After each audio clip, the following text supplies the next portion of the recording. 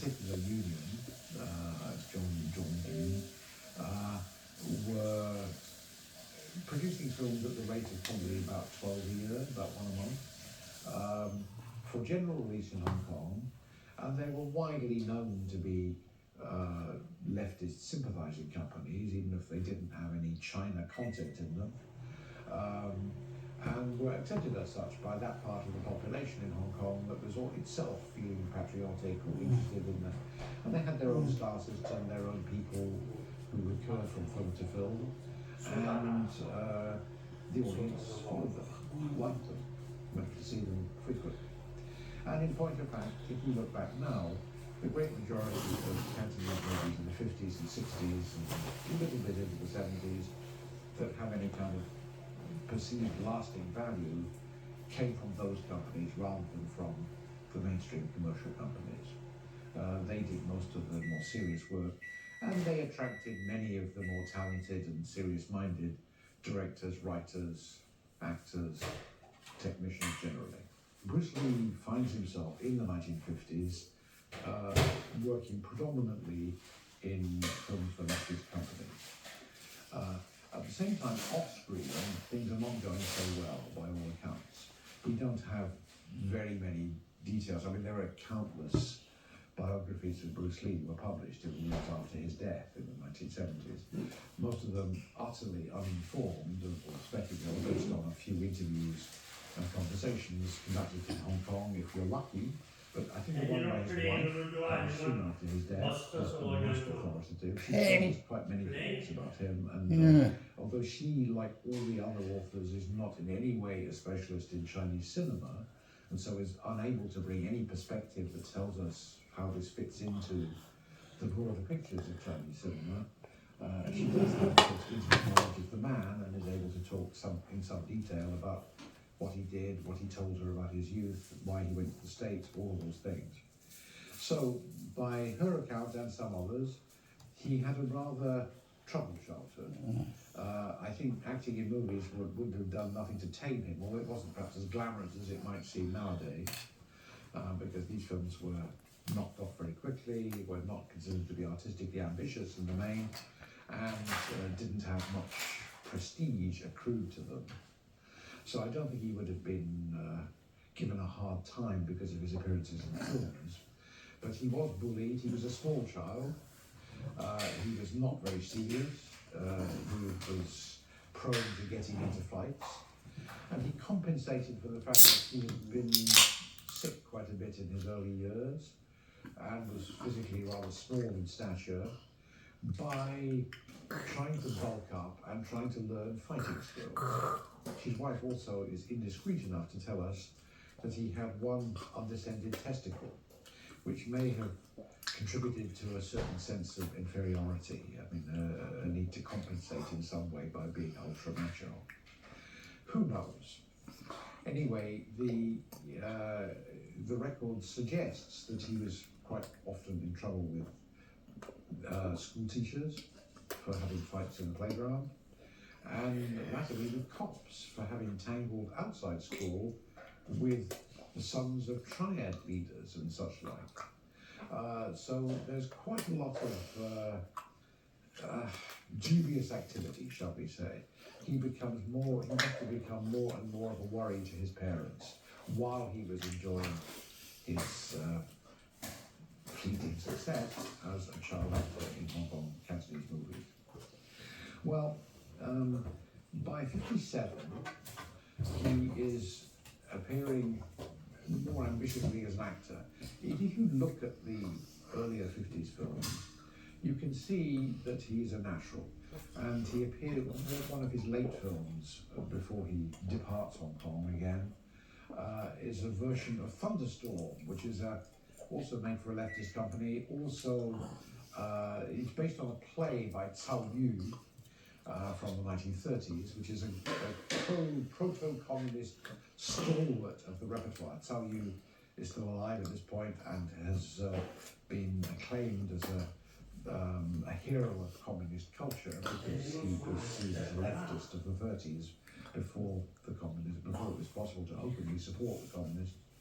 And a thunderstorm is one of those, it's almost like the Cultural Tennessee Williams thing. It's about the corruption within a family, the lies, the deceits, the bad things that occur between different generations of this family, and the secrets they cover up, and the way it all kind of falls apart.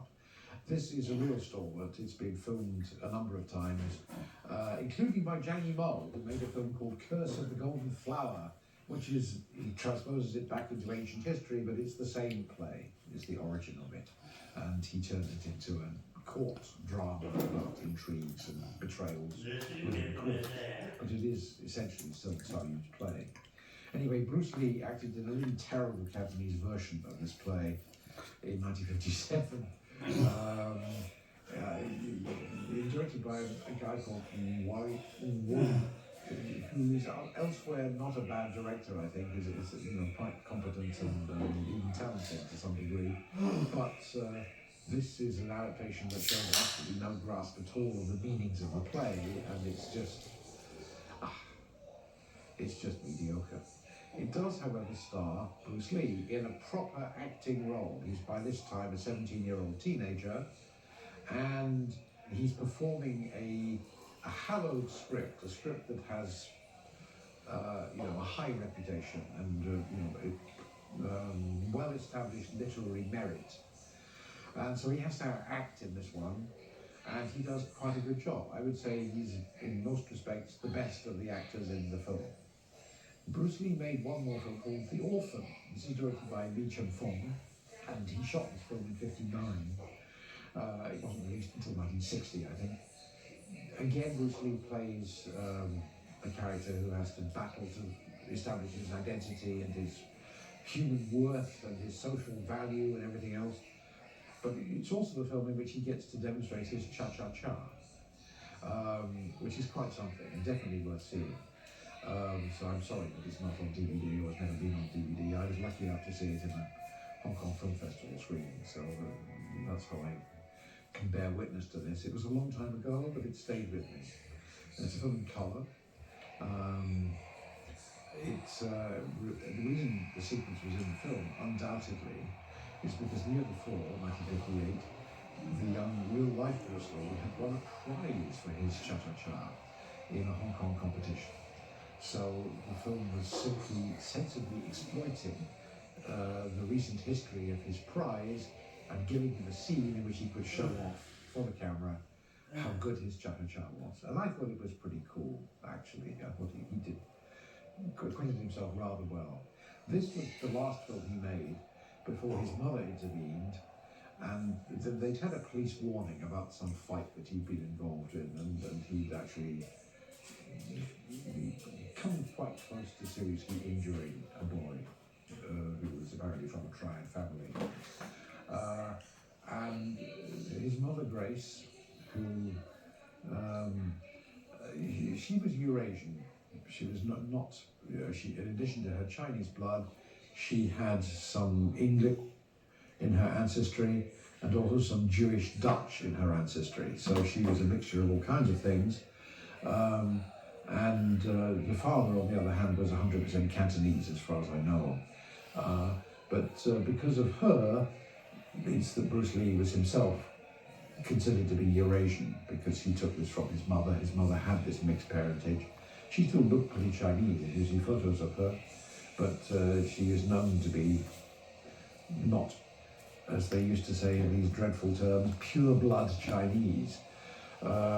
Anyhow, she stepped in at this point and decided that things had gone too far, and that the best thing to do was to get Bruce Lee out of Hong Kong and take advantage of his American citizenship, or his right to it, send him back to the west coast of the United States and to get his education finished there. So that's what happened. He agreed. He left in 1959, soon after filming The Orphan. Arrived back initially in San Francisco, I think, where he had relatives. Stayed with them, but very quickly decamped to Seattle. In Seattle, he worked in a family friend's restaurant as a waiter for a while, and he went to the Edison Tech College to complete his secondary education, and then enrolled soon afterwards, also in Seattle, still in Seattle, in the University of Washington. His major, I believe, was drama, although he later denied that, but the college records show it. And he minored in psychology and philosophy, I think. He later turned that around and claimed that he'd been there primarily to study philosophy, but that was a more pretentious thing when he was trying to push his philosophical leanings, his idea that the martial arts had a strong spiritual side. Anyhow, he didn't graduate from the University of Washington. He dropped out, in fact, in '64, because he had started training people in martial arts to try and pay his way through college. He did it initially at home in Seattle, soliciting local kids to be his students. He then decamped in the mid-60s to Oakland in California, where he set up a formal school for the first time, actually with his own premises, and got help from others, from older Chinese and other people, and started taking in a higher grade of student. And ultimately to Los Angeles, where he set up a third school, his third enterprise was a school in Los Angeles, catering partly to Hollywood people. And this was very much a symptom of the fact that he ached by this time to break into American entertainment. He thought he could perform, he had something to give, something he could perform that was desirable to the American audience. He was, the school in Los Angeles was attended by quite a number of actors and other people. Chuck Norris went to it. Sharon Tate, the wife of Roman Polanski, went to it for a while. James Coburn went to it. Kareem Abdul-Jabbar, the American baseball star, went to it. The giant, he's like 7 feet plus tall. And most interestingly, the screenwriter Sterling Silliphant went to it. Sterling Silliphant has many credits on American movies of the time, 60s and 70s. But he was a crucial pupil for Bruce Lee because he's the one who made the right introductions to put him into films that Silliphant had a connection with. So Lee was struggling along by himself. He managed to get a role in '66, '67 on the one and only season of The Green Hornet on TV. The Green Hornet was a side project from the people who were making the Batman TV series, but without the sort of camp comic strip elements of the Batman series. And Van Williams, who was playing the Green Hornet, categorically refused to play at camp. He said it has to be done straight or we don't do it. And Bruce Lee was cast as sidekick Kato, most of the time masked. Whenever they're out on operations, he's masked. But he has a few scenes back in the home base where he doesn't have to wear a mask, so you can see he was Bruce Lee. However, the season was the one and only. It was cancelled after just one season. And really not seen again until after Bruce Lee's death, when 3 episodes were cobbled together into a feature very randomly and without any kind of expertise or care or attention, and marketed as a film called Fury of the Dragon. Bruce Lee was trying very hard to break into film and television. He did get this break in The Green Hornet, which is, I don't know if you can really call it a break because he didn't really do anything for his career. He appeared in, I think, 1 episode of Ironsides, I believe, and he did a little cameo there. He appeared in 4 episodes of Longstreet as a recurring character. And then Sterling Silliphant, bless his heart, got him a role on screen with James Garner in a film called Marlowe, directed by Paul Bogart in 1969. It's a rather showy little cameo. Silliphant wrote the film and suggested this scene that Bruce Lee should play a heavy visiting Philip Marlowe in his office, kicking out the light bulb with a spectacular leap to show off his prowess and to menace Marlowe. And if anything, could have been expected to give the man a bit of a lift in terms of Hollywood. This might be it. I mean, Sterling Silliphant did a very good job, in fact, in trying to give the man a big launch. But the film is largely forgotten now, sad to say. The film is not bad at all, but the director never became famous, but it's worth looking up. One of the people that he met in Los Angeles around this time was a low-rent producer called Fred Weintraub.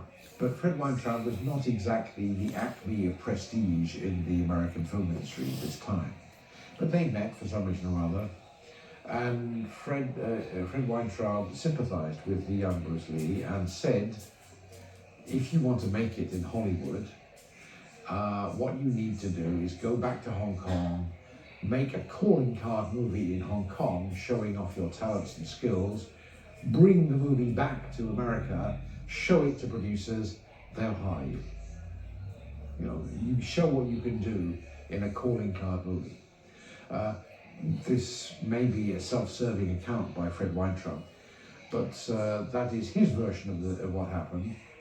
From about the mid-60s onwards, initially at one of the left-wing companies in Hong Kong, and subsequently in Shaw Brothers, who were very quick to latch onto it, there was a renaissance in the so-called wuxia pian, the martial chivalry film. The first lefty film that was produced in this new vein was done for an independent left-wing company, but it was choreographed by Lau Kar-leung, and establishing him as a major force in this business of choreography of action. He was also snapped up very soon afterwards by Shaw Brothers, and the genre was picked up in Shaw Brothers, notably by Zhang Che, leading director at Shaw's, and by King Hu. And in 1965 made one of his most famous films, Come Drink With Me. That was made for Shaw Brothers, but since he was not under contract to Shaw Brothers as a director, he could easily walk out of Shaw Brothers. He wasn't breaking a contract. And he decamped to Taiwan in '66 and immediately made, well, not immediately, it took him a year, but he then made a film called Dragon Gate Inn, also known as simply Dragon Inn. And that was the most successful wuxia film ever at the time. It famously outgrossed The Sound of Music in East Asia, which was a phenomenon, considered a phenomenon at the time. And that was hugely influential, of course. It was big news. It didn't really go beyond East Asia, but it was a huge hit wherever there were Chinese audiences or audiences who wanted to see Chinese films, as in Korea, for example, or Japan to some degree. The film played with success. So these events were known to Bruce Lee because he stayed in touch with some of his Chinese roots. He read Chinese. He could see in Chinese newspapers stories about what was happening in the culture, particularly in the area that he was increasingly interested in, which was martial arts. However, he was also probably aware that this was all wuxia stuff. It was mostly sword play. It was armed special effects stuff, and not what he wanted to do, which was unarmed combat, what he was already calling kung fu. Kung fu is a general Cantonese term that can mean skill in anything, actually, but he narrowed it to mean specifically skill in martial arts.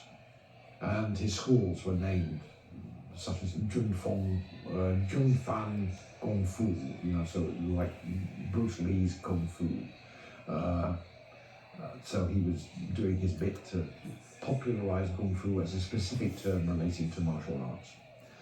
Anyway, whether Fred Weintraub suggested it or not, he got tired of all the pushbacks in Hollywood from both the film industry and the TV industry, the fact that the offers were not flooding in. No matter how spectacular the work he did, he was not getting ahead in any useful way. So he decided to make a trip to Hong Kong, and he went to Hong Kong. And he went to see Run Run Shaw. Now, Shaw's at this time was at its peak.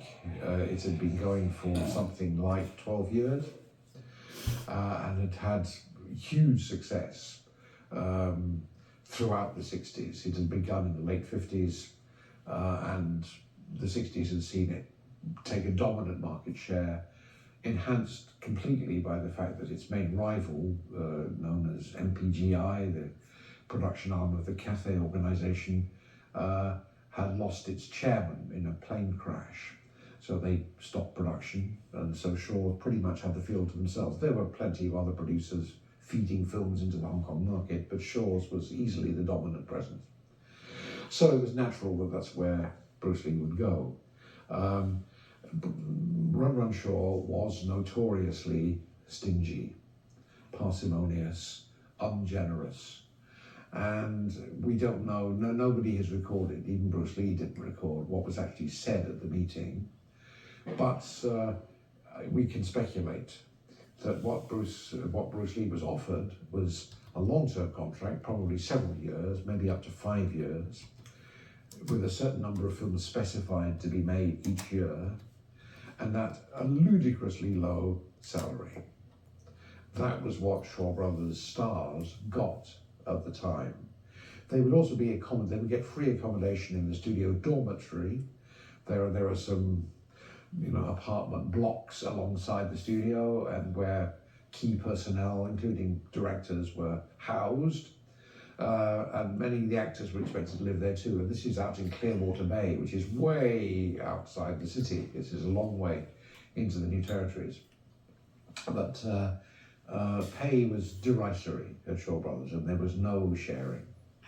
If your film was an enormous hit, you'd be very, very lucky to get any kind of bonus from Shaw Brothers, or Run Shaw. It didn't work like that. Anyway, Bruce Lee had no trouble, of course, turning down the original offer from Run Shaw. So in 1970, a head of production, previously head of publicity at Shaw Brothers, Raymond Chow, had left. He'd had some dispute with Run Shaw. He'd felt that things needed modernising or could be better, and he had left and had founded a writing studio called Golden Harvest, very much on the model of Shaw Brothers, but with a somewhat different spirit behind it, a more entrepreneurial spirit, a much less hidebound spirit, and let's say a bit more flexibility, a bit more generosity about money, things like that. He was open to doing things a different way. And he built this on the ruins of the old Cathay organisation, so there was a certain distant continuity. There was a gap of some years, but there was a distant continuity between the old films that Cathay had produced in the 50s, 60s, and the stuff that he was beginning to produce at Golden Harvest in 1970. If you look at the initial year's output of Golden Harvest, you're looking at a clone of Shaw Brothers. He brought with him quite a number of actors and directors. Shaw subsequently took legal action against some of these people for breaking contract, and typically Shaw's blocked the release of other films with these people as much as it could. So Wong Yu, for example, was prevented from filming in Hong Kong by having walked out of his Shaw contract just after making a film called The Chinese Boxer, which he directed himself. So all his films from that point on were made in Taiwan or elsewhere, Australia, you name it. Because if he stepped foot back in Hong Kong and started to act in a film, Shaw's would take legal action to stop it. They were not terribly successful. By the end of the first year, things were looking quite rocky financially. This is when Bruce Lee turns up back in Hong Kong and goes through this rigmarole with Shaw Brothers, and then, having told Run Shaw he's not interested in his offer, decamps to Raymond Chow. Raymond Chow, as I said, he's not a brilliant man. He's not a great visionary. He's not somebody who has a clear sense of what Hong Kong cinema could be. He's still stuck very much in the Shaw Brothers way of thinking, but he knows it could be better than it was at Shaw Brothers. And he listens to Bruce Lee, and he makes a different kind of offer. He says, okay, I can't afford to pay you much, but I am willing to take a chance on you, take a risk. And what I suggest is this: do 2 pictures for me. I'm not going to pay you very much, but if they go well, then we'll talk again. We'll see what comes next. And one of the pictures should be present day and one should be period. What do you think? And Bruce Lee said, okay.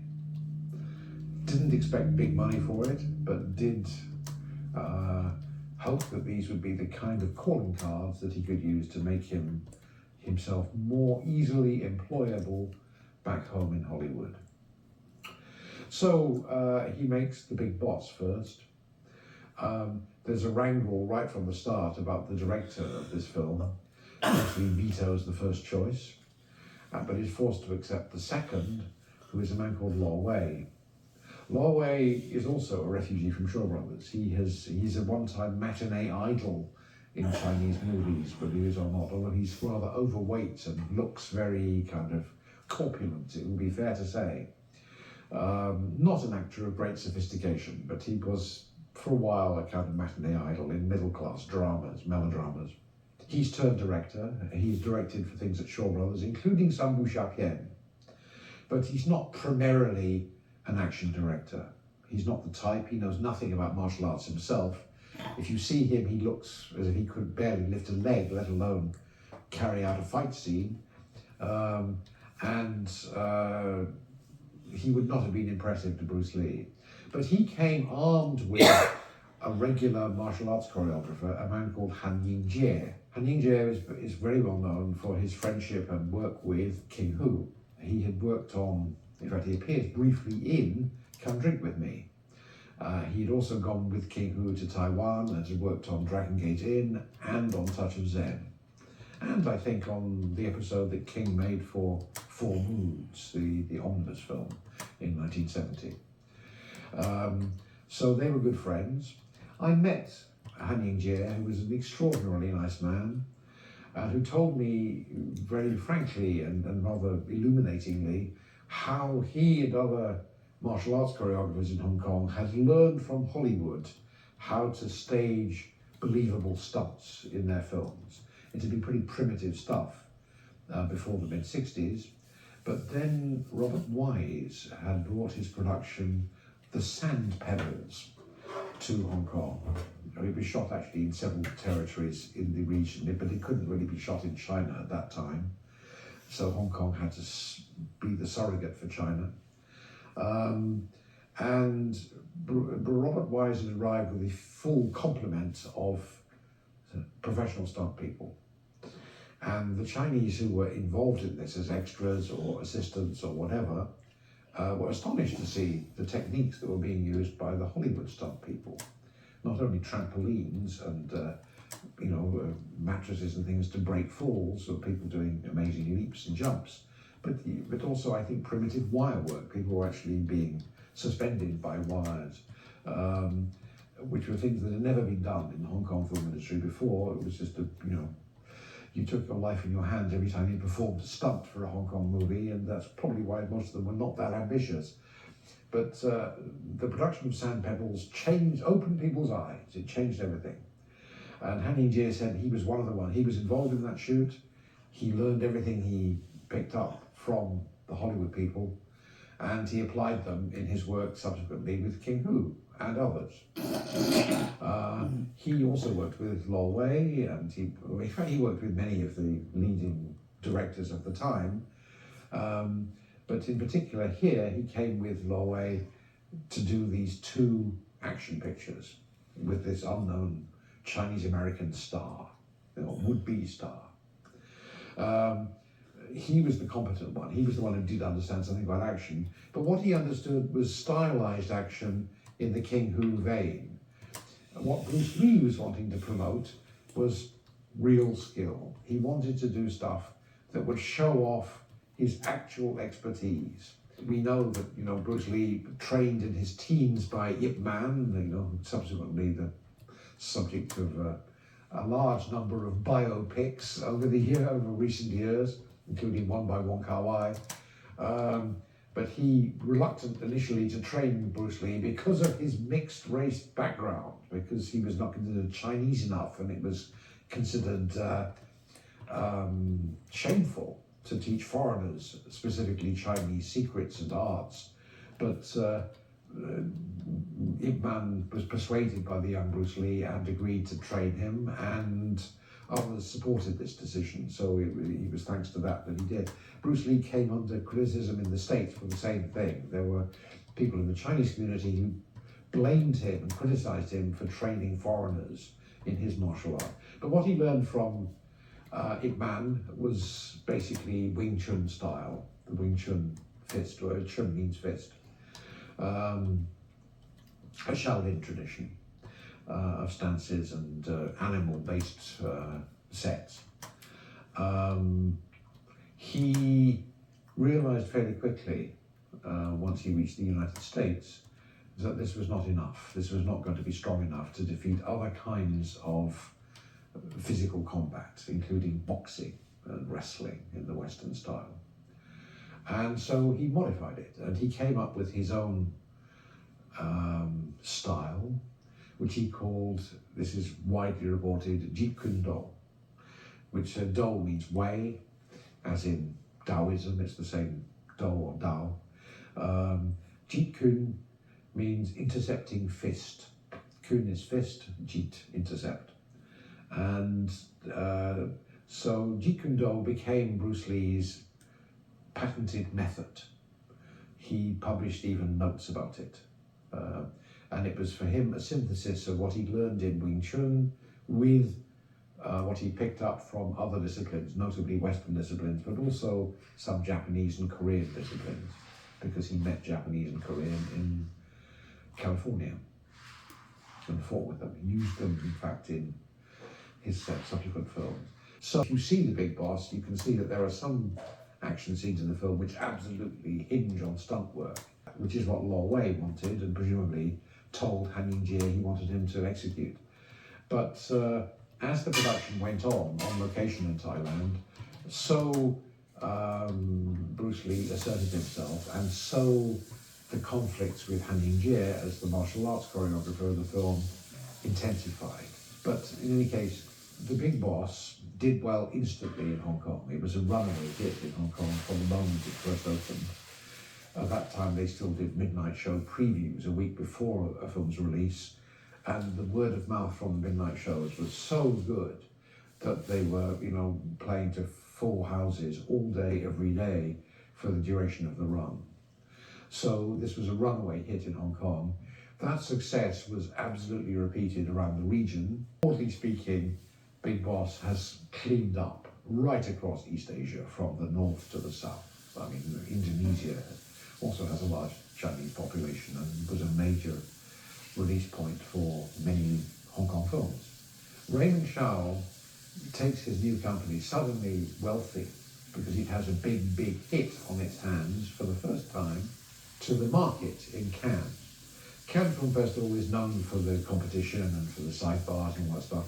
What's less well known to the general public is that it has a huge film market, the Marché du Film it's called, which nowadays takes place in the basement of the Palais, the main theatre, which has a huge cavernous basement, which is full of, it's like an indoor market. It's full of stalls run by individual film companies trying to flog their junk to people who wander around the area.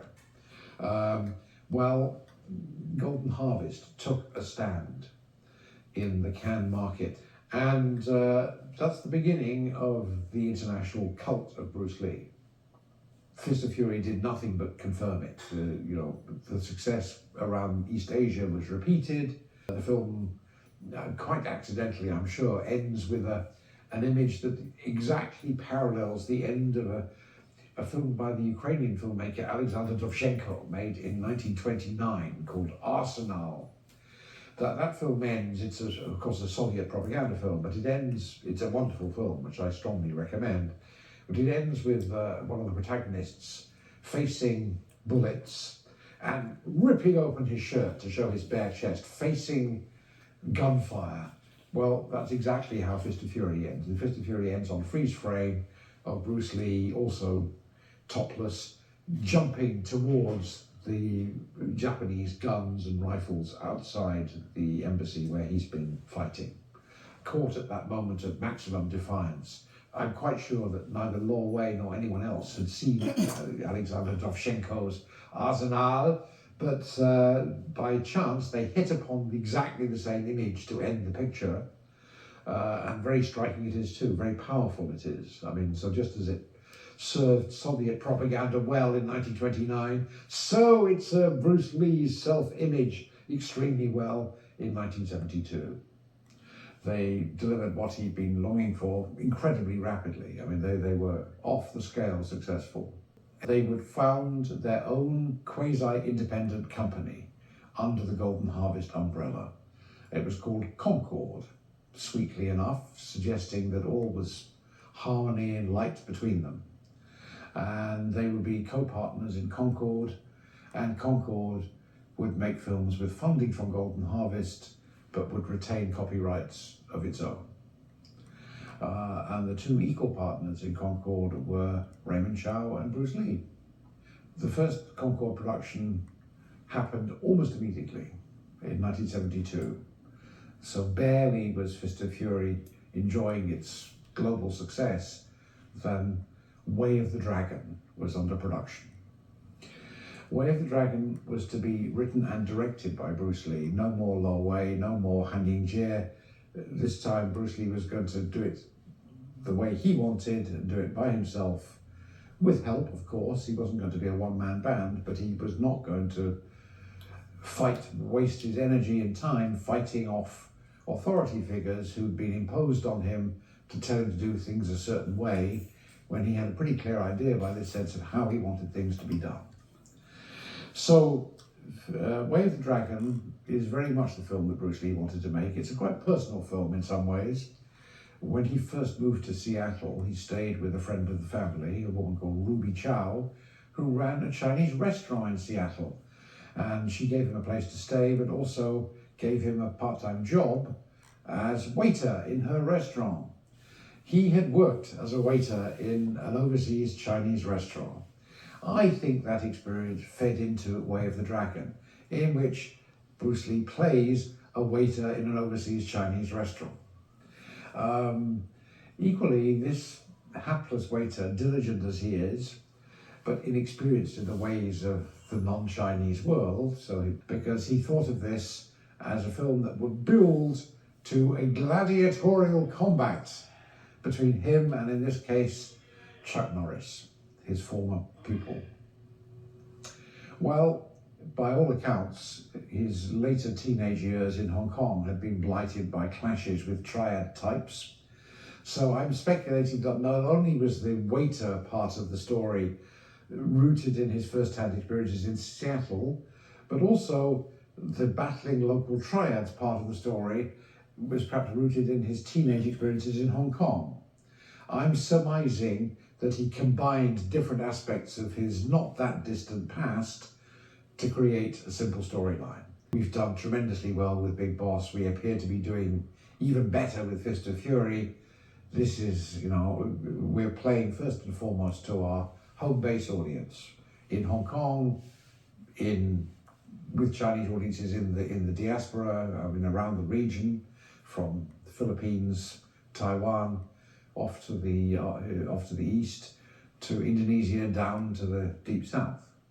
But the Pacific Asia region is, it's quite a large Chinese diaspora region, and everywhere where there are Chinese, they want to see Chinese movies, and that basically means Hong Kong movies at this point.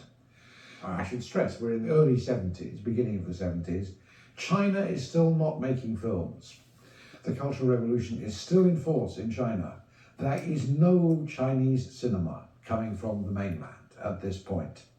And Taiwan is mostly locked into terrible anti-communist films, either really slushy romances, usually based on lady novelists' writings, or overt anti-communist pictures. It's not until quite a bit later that Taiwan begins to gear up to produce martial arts films as well in large numbers. And 1972, the year of Way of the Dragon, pretty much the only achieved Taiwan picture of that year is Execution in Autumn, directed by Li Xing. And he's just been involved in setting up an independent company away from the government's film company to try and do something more independent-minded and of a higher quality. So Taiwan is not really filling up the gap. So nothing much is coming out of Taiwan, nothing at all is coming out of China, and Hong Kong is producing more and more martial arts films at this point. I liked him, and he went on to ask him to shoot immediately after this his next Concord production, Game of Death. And they had started shooting Game of Death, also in the studio at Golden Harvest, in a way that was building on Way of the Dragon. As Way of the Dragon built to this climax of a gladiatorial fight notionally taking place in the Colosseum in Rome between Bruce Lee and Chuck Norris, so Bruce Lee decided that the next project for Concord should be a proper tournament film.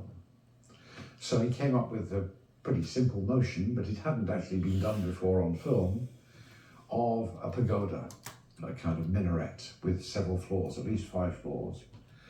And on each floor would reside the master of a different ethnic martial art. And the idea was that the protagonist of the film, played by Bruce Lee, would enter at the ground level of the pagoda and would need to fight his way up floor after floor. He shot quite a lot of material for this film, together with Nishimoto, the cinematographer, using friends like James Tien, who's in the film, and quite a number of his former pupils, including Karim Abdul-Jabbar. The Korean fighter is a friend of his, the Japanese fighter is a friend of his. These are people he'd worked with or known in California, and chose to work with again deliberately. Anyway, this film is well underway. He's shot quite a lot of material for it, when out of the blue, who should come calling but his old acquaintance, I'm not going to say friend, acquaintance Fred Weintraub, kind of rather low-rent American producer. He is come calling in Hong Kong with Warner Brothers behind him. And they have been impressed by the business done in the United States and elsewhere by Big Boss and Fist of Fury, and they're interested in doing something. This fulfilled Bruce Lee's dream. This is what he wanted to do. Well, the reason that he first came back to Hong Kong in 1969 is that he hoped to impress Hollywood and hoped to thereby launch himself on a proper international career from a base in Hollywood. So he broke off production of Game of Death, and they turned their attention to what became Enter the Dragon. Now, Bruce Lee probably wished to have some kind of creative control on this film, but Warner's wasn't having that. They imposed a director, they imposed a writer, they imposed a supporting cast. What they actually did was conceive of the thing as a remake of a James Bond film. The Orientalist James Bond film is You Only Live Twice, which is set in Japan largely, full of nubile girls available, full of secret bases and evil Oriental masterminds and such like.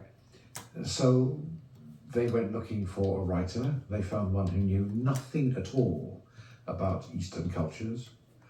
They went looking for a director, and as Fred Weintraub has said in public, we picked Robert Klaus because he came cheap. He wasn't an expensive director. He was also a director completely unversed in shooting action scenes, and who was too stupid, I'm sorry, this is my judgment, to grasp the fact that to shoot a martial arts combat scene, and there's quite a bit of that in Enter the Dragon, which is the film that we're talking about, you need to show people full length from top to toe. Bruce Lee would have been quite aware, I think, of something that Fred Astaire once said, which is to make a successful dance scene in a musical, you need to show the full body. There is no point in close-ups of a dancer's face. You need to see the full shape of the body, and in particular the footwork, for it to come across. Otherwise, it's not impressive. Otherwise, it has no meaning. Robert Klaus didn't get that. So Enter the Dragon is full of scenes in which there are fight scenes in which you don't see the characters' bodies. You just see, snarling faces or blows being struck in close-up or things like that. There is no sense of the rhythm, the movement, the overall flow of a fight or a combat of any kind. Instead, there's this hack Hollywood way of presenting fights, which doesn't deliver. I have to say that when Enter the Dragon was finally released, I think Bruce Lee was already dead by that time, so he didn't live to see what happened to it. It was kind of a flop in Hong Kong. The Hong Kong audience, and I think this is when was true for the rest of the East Asian audience, although I don't have chapter and verse on it, was not impressed. They recognised this as a fourth-rate American genre movie. It looked like quite a few other knockoffs of James Bond movies which were current at that time. They also didn't like the fact that Bruce Lee was like a supporting character in his own film. You have Jim Kelly and John Saxon, God help us. I mean, I don't want to disparage these sterling actors, but they are not, major figures. Golden Harvest's main contribution to this, Concord, I should say, is the main contribution, but it's Concord in the person of Raymond Chow, representing Golden Harvest, is to insert his other star, Angela Mao, into the film for a flashback. She plays the Bruce Lee character's sister, and is seen in a flashback being killed, essentially, being hunted down, persecuted and killed. It's to give her a cameo in order to try and hopefully boost her career internationally too. So Raymond Chow, as ever, looking out for number one here and not really caring very much about what happens to Bruce Lee.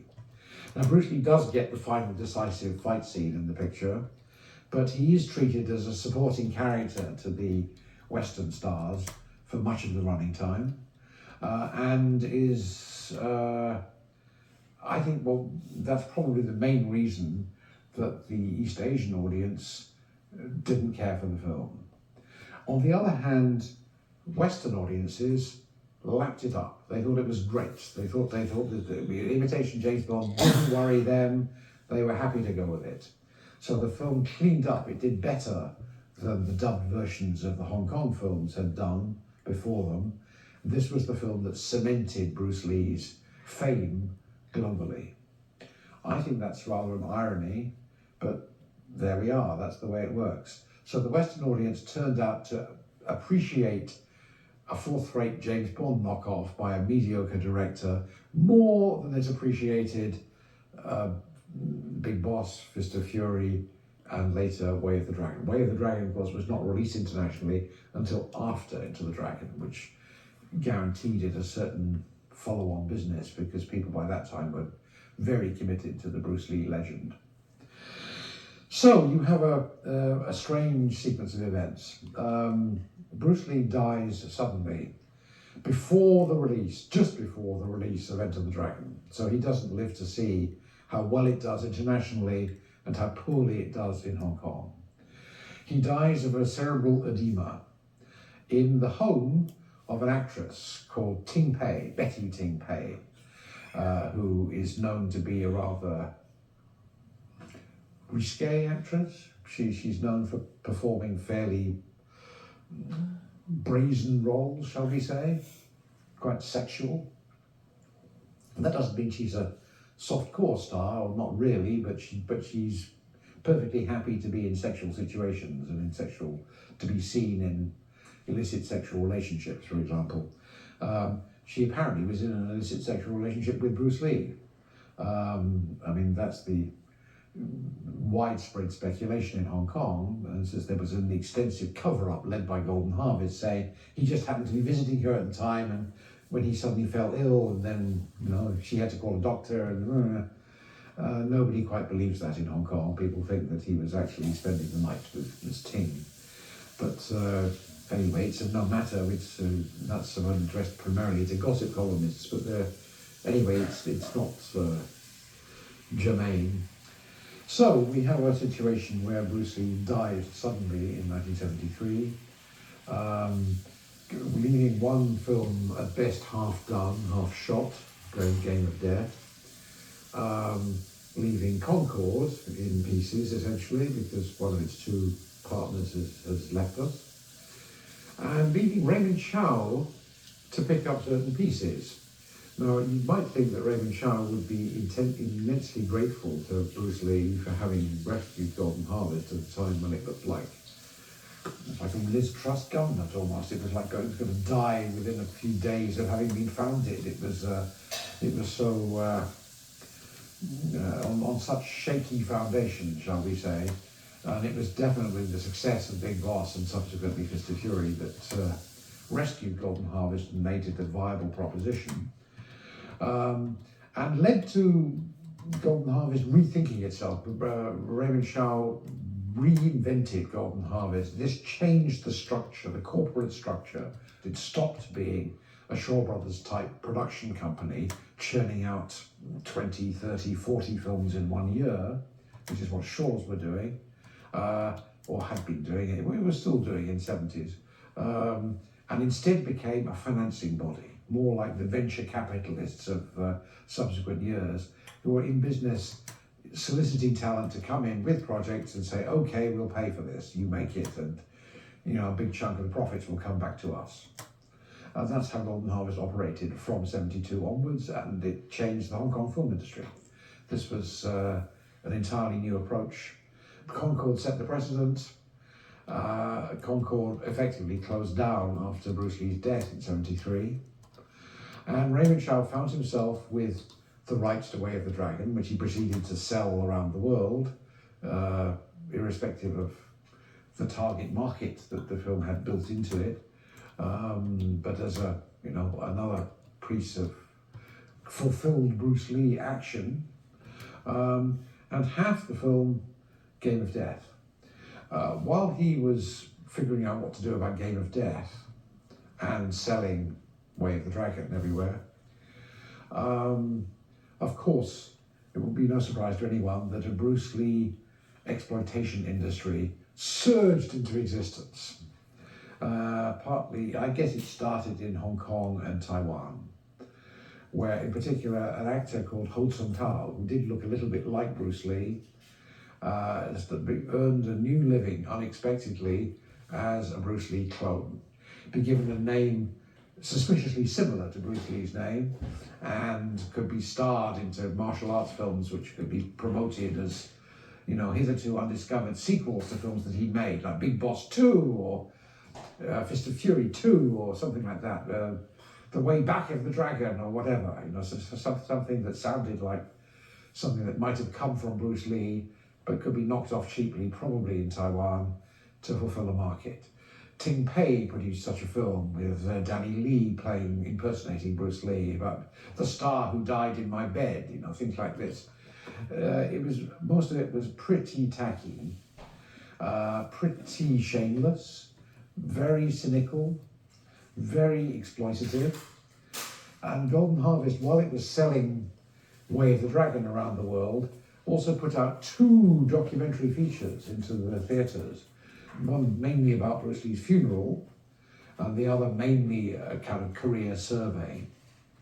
Both of them teased with the promise of a little bit of previously unseen footage, as well as copious clips from the films that everybody had seen more than once, probably. So these things, Golden Harvest was part of this as well, but Golden Harvest didn't really participate until the late 70s, when, who should they approach but Robert Klaus, the very one who had directed Enter the Dragon, to make Game of Death, the completely unfinished Bruce Lee film, the masterpiece, which he was working on at the time of his untimely demise, would now be brought to the screen at last by the brilliant hand that gave us Enter the Dragon, Robert Klaus. So if you haven't seen it already, and you'll discover it's a pretty dismaying experience, apart from the material that Bruce Lee shot. If you look at it from the material that Robert Klaus shot with Gig Young and others, you may be rather dismayed. Not least by the scene that the Bruce Lee lookalike who plays the character for most of the film is at one stage posed in front of a backstage mirror on which somebody has cut out the face of Bruce Lee and pinned it to the mirror to be a surrogate face for this figure. Not a moving face, of course, because it is just a cut-out photograph, but that's the level of sophistication. It's crappy. I mean, I think, pardon my French, but it's the only word. It's truly crummy stuff. Not content with that, 3 years later, they decided to use more of the Game of Death rushes in a film called Tower of Death. It has subsequently been released in many countries as Game of Death 2. This is more of a reversion to the original concept of Game of Death, the notion of a pagoda with different floors and different nationalities of fighter on each floor. This was directed, if that's the right word, by a Hong Kong director called Ng Si Yun, in Mandarin Wu Se Yuan, who probably is best known for having produced the first two Choi Hak films. He produced Butterfly Murders and We're Going to Eat You, but he had come into the industry as a very young director back in the early 70s. His first film, as I recall, was called The Bloody Fists and starred Chen Guantai, who was playing hooky from his Shaw Brothers contract to do it, because he fancied a little money on the side, I guess. Anyhow, Ng Si Yun, who is still around, I think, as far as I know anyway, as a senior producer figure in Hong Kong these days. He hasn't directed anything for a long time, but he agreed to come in to do Tower of Death or Game of Death 2, which was another attempt to exploit, by Golden Harvest, the rushes of Game of Death. I thought that was a rather shameless undertaking too, not least because of the mediocrity of the first attempt under Robert Klaus, but there it is. So Golden Harvest was no greater respecter of the Bruce Lee heritage than anybody else was. I once, on a trip to the States, I picked up this thing out of curiosity. It does actually contain some very, very poor quality pirated footage of black and white Bruce Lee films from the 1950s. There are clips secured obviously by videotape probably from Hong Kong television transmissions that somebody has managed to parlay off into the United States, showing the teenage or youthful Bruce Lee. And there is some of that. None of it is translated, of course. There's just voiceover saying, "Look at this kid, that's the young Bruce Lee." And the funeral stuff is pirated from Hong Kong television news and from the Golden Harvest documentary features. And then the ultimate Lee, this supposedly complete feature film, is of course just one of many look-alike travesties. It's one of these things with a pathetic imitator who goes through the motions of pretending to be Bruce Lee. In 1976, 3 years after he died, some small fly-by-night company in the United States cobbled together 3 episodes of the Green Hornet series from 1966-67, unrelated episodes, 3 distinct stories, half an hour each, cobbled them together into a continuous feature running for just over 90 minutes, and called it Fury of the Dragon. I mean, that again, typical of the cheap rip-offs. The surprise really is that nobody tried to market the Hong Kong films that he had acted in as a child actor. And it wouldn't have been that difficult to get the rights to some of those. So instead, there was this massive Bruceploitation industry. In Britain, Felix Dennis, an entrepreneur who was one of the editors and publishers of Oz magazine in the notorious heady days of the late 60s, early 70s, launched something. He renamed himself Felix Yen, which is a very appropriate name given that the yen is the Japanese currency. He launched something called Kung Fu Monthly, which was a poster magazine. Each issue was a folded up but he felt it out to become a poster on one side, usually showing Bruce Lee. It wasn't always Bruce Lee, but I think maybe 5 weeks out of 6, or 5 months out of 6, it was a Bruce Lee image. And on the other side of the poster would be a lot of little stories about purporting to reveal secrets about Bruce Lee or about martial arts cinema in general, sometimes about other stars of the genre, I mean, this kind of thing. But anyway, he kept this going for well over 2 years, I mean, and aided and abetted by an Australian called Don Adio, who also took a money-based pseudonym. But they were quite overt about doing this for the cash. I mean, there was a cash-in operation which they just recycled Golden Harvest promotional material and coined it in. But they kept going, as I say, for a couple of years and undoubtedly made a pile of money out of it. So that's just one example, but there are examples all around the world of people making money off the back of Bruce Lee.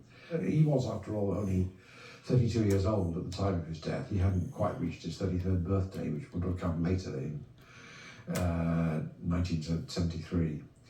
So the industry was everywhere he looked, really. It was a global phenomenon. It was parallel in most respects to what happened when James Dean died suddenly in '56. There was, I have in my own collection various magazines and things that were published to commemorate James Dean at the time, complete with photos of the crashed car wrapped around the tree and stuff like this. So what would be considered a very poor taste these days. And Bruce Lee was really no different. I mean, Bruce Lee, Golden Harvest, thought nothing about putting out a feature-length documentary about the funeral, which showed the open casket. You can see the corpse of Bruce Lee staring back at you. There are issues of taste don't seem to really come into it. It's not a consideration for these people who are trustees of the heritage. The heritage is at best mixed. It's very much contaminated by the exploitation industry, which, as I said, is driven by cynicism and greed, as far as I can see, nearly all of it. Happily, better things have happened since. A comedian from television in Hong Kong called Stephen Chow came out of television and started making low-budget comedies for Hong Kong cinema release. He started doing this already in the 70s and went on all through the 80s, and he developed a brand of so-called nonsense comedy, full of untranslatable Cantonese nonsense talk, which proved enormously popular in Hong Kong. Harder to sell in Taiwan and other markets if you didn't speak Cantonese, because it had to be dubbed into Mandarin, and it defied dubbing, really. Most of it didn't work in other versions of Chinese. So, but he was very, very, very popular in Hong Kong. But he idolized Bruce Lee and performed Bruce Lee imitations under his own direction in a series of films, martial arts films, most of them comic, but not wholly comic. He got away with it because his imitations were made with respect as a kind of tribute. They were not cheap rip-offs, they were acts of homage. That was probably the first indication in Hong Kong that it wasn't all going to be cheap, cynical exploitation. Some of it would be much more respectable or reputable homage. Subsequently, there have been quite a number of other things. The Hong Kong Tourism Authority has launched bids to, build a Bruce Lee museum, perhaps in the Kowloon Tong district where he was when he died, on the night that he died, where the family home had been once upon a time. Not foreigners in most of the films had stood up proudly for a Chinese identity. It stood up for, countered the idea that the Chinese were the sick men of Asia, which was the slogan bandied about a lot, fighting back against prejudices and discriminations. And the fact that he was embraced by the world means he was doing a pretty damn good job. I mean, if the West was paying good money to see Bruce Lee beat up Westerners, they were getting behind this action in some way, and they were not complaining. He probably did do more for an emerging Chinese identity, a political identity as well as an existential identity, than Mao Zedong had done, actually. And that may sound heretical, but I think that is probably the way it played. And conversely, the audience that likes popular genre cinema is probably not going to be so impressed by the cinephile discussion. They don't care about how this stuff fits into Chinese cinema history, or don't care about what Bruce Lee's ambitions were, or what the problems that beset him were. So there is a matter of falling between stools here, but I also felt the shock when the news broke in '73 of his sudden death. People were really amazed and devastated, but to hear this news, it did come out of the blue, literally, for somebody who seemed to be so fit to suddenly go overnight like that. It was astonishing. Anyway, for me, that's my context, but I approached them always from the beginning in a cinephile way, with some awareness of and interest in Chinese cinema generally. So for me, they fitted into a genre in a particular way as innovative genre pictures focused mostly on unarmed combat, which was a novelty at the time. Not just breaking bricks with a bare hand or some such nonsense, but actually performing a kata.